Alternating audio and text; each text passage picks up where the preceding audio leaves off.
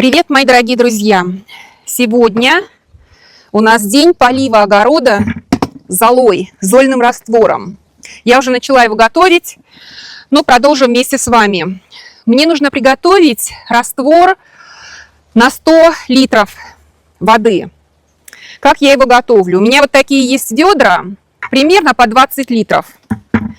И в одном ведре с очень-очень горячей водой я развожу килограмм золы. Килограмм золы у меня получается 4 вот таких ковшика. 2 я уже положила, размешала.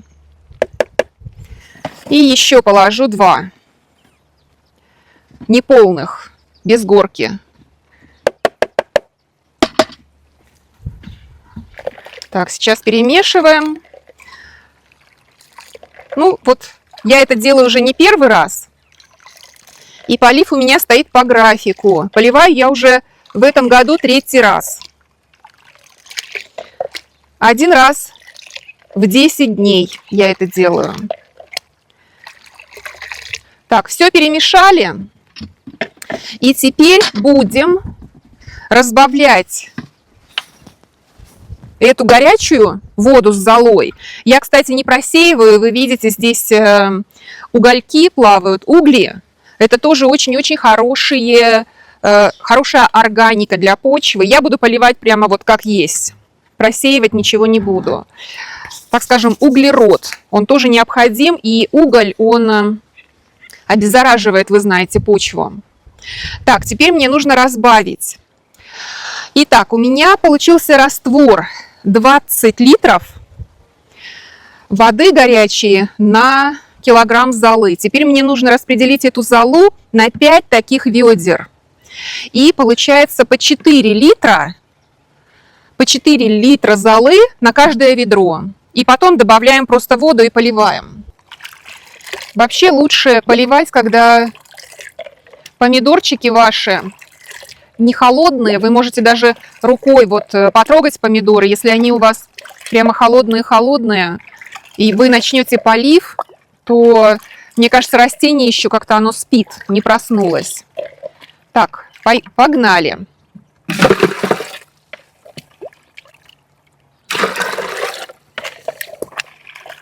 Погнали.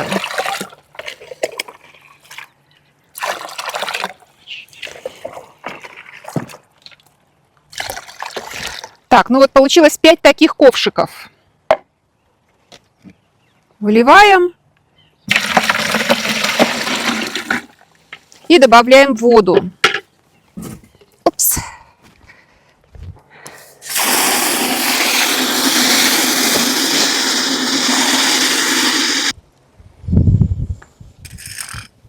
Так, все, раствор наш готов.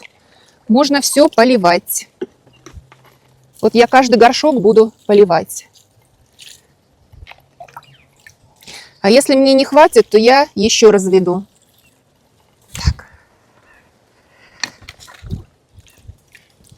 Так, надо навести здесь порядок, а потом заниматься поливом.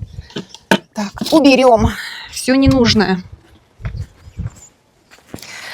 Здесь у меня 2 огурчика и перец. По 2 ковшика. Полив сделаем.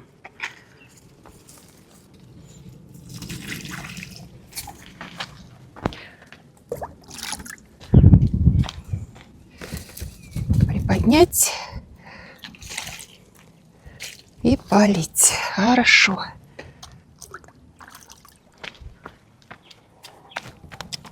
Так, внутрь.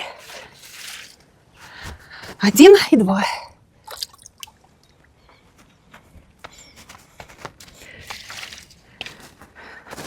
Еще маленький горшочек стоит с цветами. Вот здесь тоже польем. Так, огурчики мои.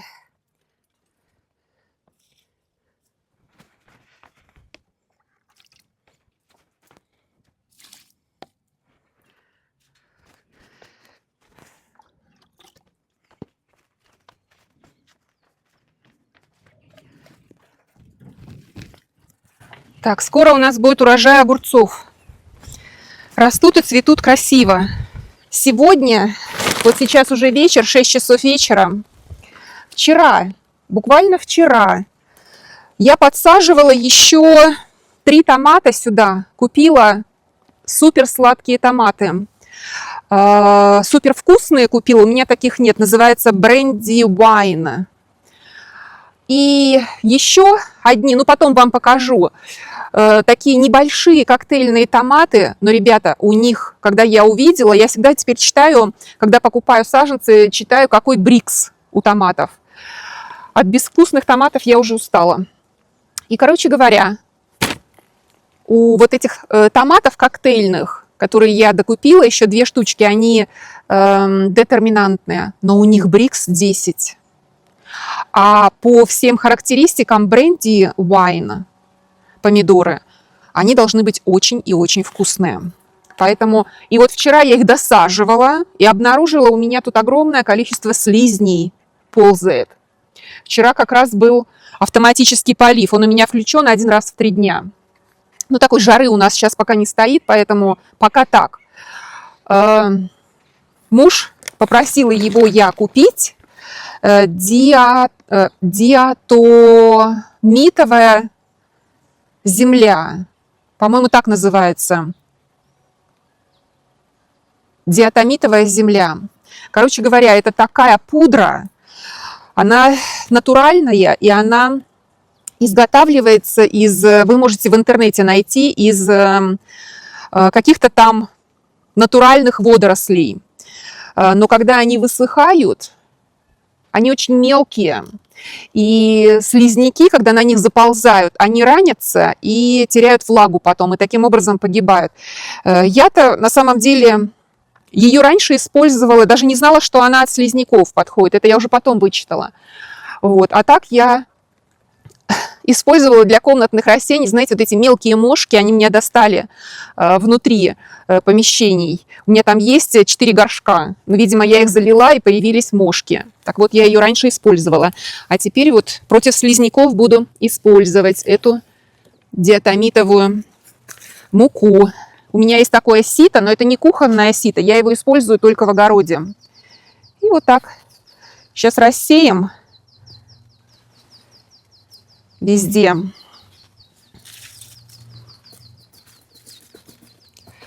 Я, правда, не знаю, что тут эти слизняки едят.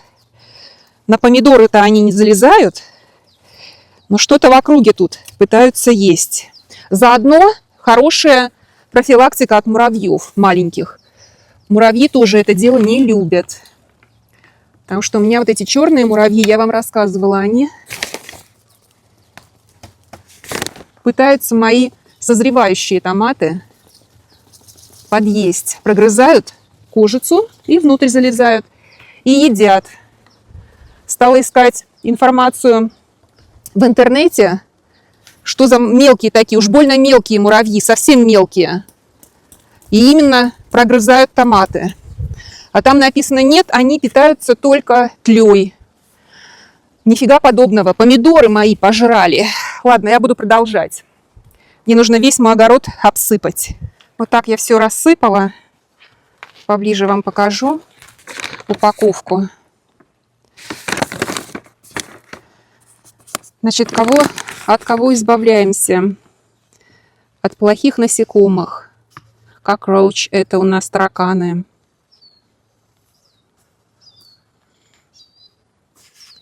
Флис — это... Как же их назвать? Флис — это блохи. И вот так рассыпала вокруг помидорчиков. Вон они у меня какие красавчики наливаются. Прямо кисти. Не нарадуюсь. И все равно мне до сих пор непонятно, то ли это будут какие-то рома помидоры, то ли это будут просто такой удлиненной сливовидной формы, как черри. Так, сейчас вам покажу вот этот помидор, который я купила. Вот он. Называется он вот так. Sweet Stardy JO tomato. И видите, какая цена? За такую цену у нас они по $4 продаются за кустик, помидоры. 3,5, уже скидка на них большая. А эти почти $17 стоят. Потому что такие редкие, у нас их раньше и не было. Ух! А вот эти помидоры, так вообще, какая прелесть. Кисть наливается, вторая кисть, здесь же третья кисть, четвертая, пятая и шестая и седьмая. Или это одна так вот большая, можно ее считать как одной, такую разветвленную огромную кисть. Ну ладно, посмотрим, что будет. Эти тоже зажировали, но все-таки помидоры есть. Но здесь уж больно хорошая земля. И просто поливаешь, и они будут расти. Ну что ты сделаешь, если они жируют? Я уже обрезала эти листики, стрессом такой небольшой дала, уже меньше стала поливать. Но во время налива плодов ограничивать полив нельзя. Иначе будет гниль, иначе будет все плохо. Я из этого своего огорода могу не выходить. Мне так нравится здесь находиться. Каждый день прямо видно, как они наливаются. Такая прелесть. Растут. Плоды растут. Нравится им здесь. Это у нас еще жары не было. Посмотрим, как они себя будут вести в жару. А, еще вот этот купила. Я вообще не знаю, как они умудряются на таком вот никаком растении. Вот уже 3 огромных помидора, да? 3 огромных. Но они должны быть еще больше, намного больше. Потому что вот этот помидорчик, вот это и есть Brandywine. Где-то у меня табличка затерялась. Почему-то я ее сюда не поставила. Обычно я всегда кладу таблички. Brandywine. Ну, такой вот, мне захотелось именно этот сорт посмотреть, попробовать. И они все продаются вот с такими уже помидорами. Такие вот хилые, слабые. Ну, они как бы крепкие, но какие-то желтые все. Листьев практически нет. Не знаю, что будет. Второй Brandywine я посадила вот сюда. И я его посадила в лежачем положении. То есть у меня вот здесь вот так вот закопан корень, и вот такой длинный, получается, лежит ствол в земле. Ну вот посмотрим, как он себя будет вести.